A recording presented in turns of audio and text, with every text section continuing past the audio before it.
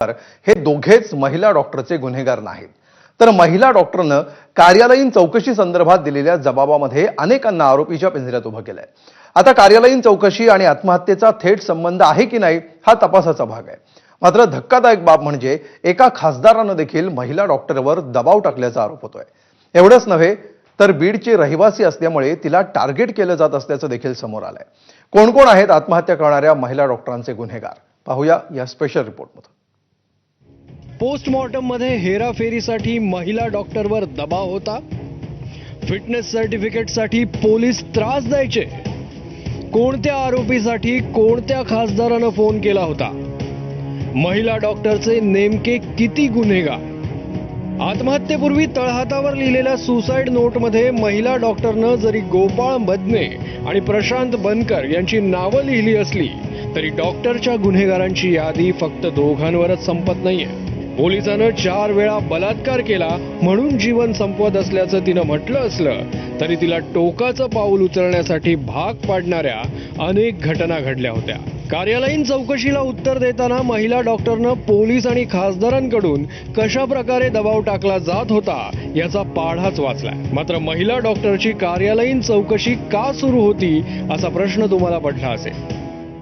एखाद्या आरोपीला अटक केल्यानंतर त्याला वैद्यकीय तपासणीसाठी सरकारी रुग्णालयात आणलं जातं। मात्र पोलिसांना आरोपीचं फिटनेस सर्टिफिकेटसाठी महिला डॉक्टर आडकाठी आणायच्या अशा पद्धतीची पोलिसांची तक्रार होती, तर पोलिसांना नियमबाह्य फिटनेस सर्टिफिकेट देण्यासाठीचा दबाव टाकायचे अशी महिला डॉक्टरची तक्रार असल्याचं देखील एकंदरीत आपल्याला पाहायला मिळतंय।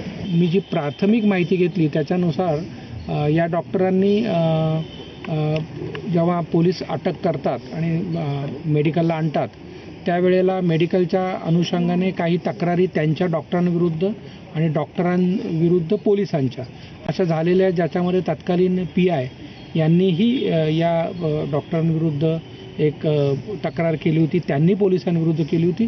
कार्यालयीन चौकशीला उत्तर देताना महिला डॉक्टरनं कोणते महत्त्वाचे मुद्दे मांडले होते ते पाहूया। इलेक्ट्रिक डीपी चोरीतील आरोपी ऊसतोड मुकादमला फिटनेस सर्टिफिकेट न दिल्याचा आरोप माझ्यावर झाला। आरोपीला फिट अनफिट करण्याचा सर्वस्वी निर्णय हा ऑन ड्युटी डॉक्टर आणि वरिष्ठांचा असावा असं माझं मत आहे। पोलीस कर्मचाऱ्यांनी आमच्या कामात अडथळा आणून त्रास देऊ नये अशी विनंती मी चौकशी समितीला करते।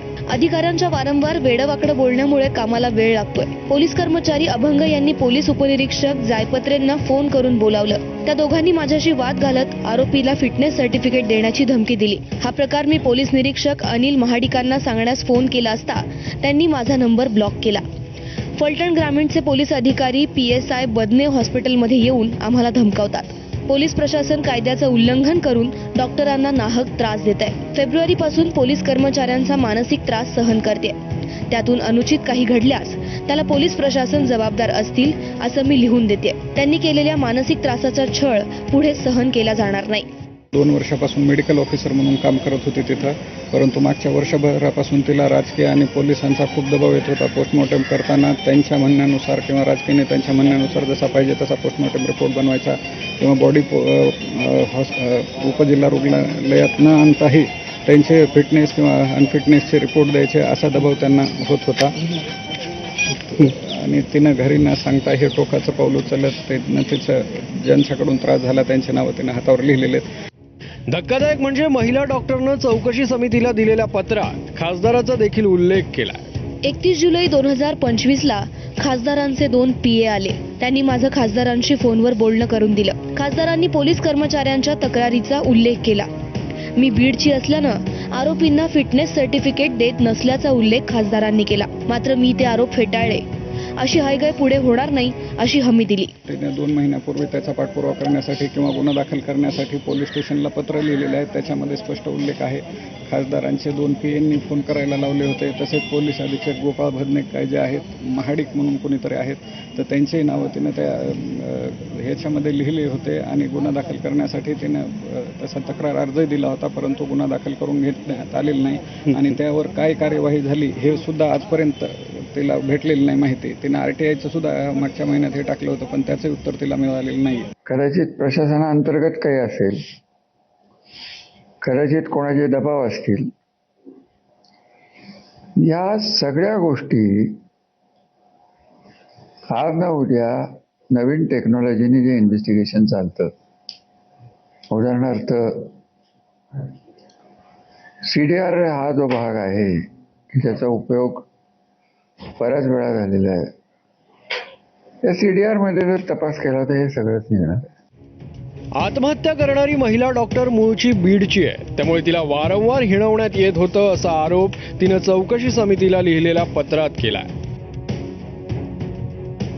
पोलिसांनी मानसिक त्रास देत अधिकाऱ्यांच्या वैयक्तिक जीवनात अडथळा आणू नये. बघा मॅडम, बीडचे आरोपी, बीडचे लोक कसे गुन्हे करतात असं बोलू नये. बघा मॅडम, तुमचे बीडचे मुंडे कसे आहेत असं हिणवू नये. पोलीस निरीक्षकांच्या पत्राला अनुसरून ही गोष्ट गंभीर आहे. पोलीस प्रशासनच कायद्याचं उल्लंघन करून नाहक त्रास देत आहे. थोडक्यात काय तर पोलीस गोपाळ बदने आणि प्रशांत बनकर हे दोघे आत्महत्या करणाऱ्या महिला डॉक्टरचे गुन्हेगार नाहीत. त्या दोघांप्रमाणेच महिला डॉक्टर राजकीय आणि प्रशासकीय व्यवस्थेची सावज ठरली आहे. मृत्यूला कवटाळण्यापूर्वी तिने अनेक प्रश्नांना जन्म दिलाय.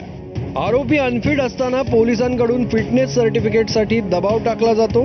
सरकारी डॉक्टरांकडून नियमबाह्य फिटनेस सर्टिफिकेट मिळवणं हे आरोपींच्या मूलभूत अधिकारांचं उल्लंघन नाही का?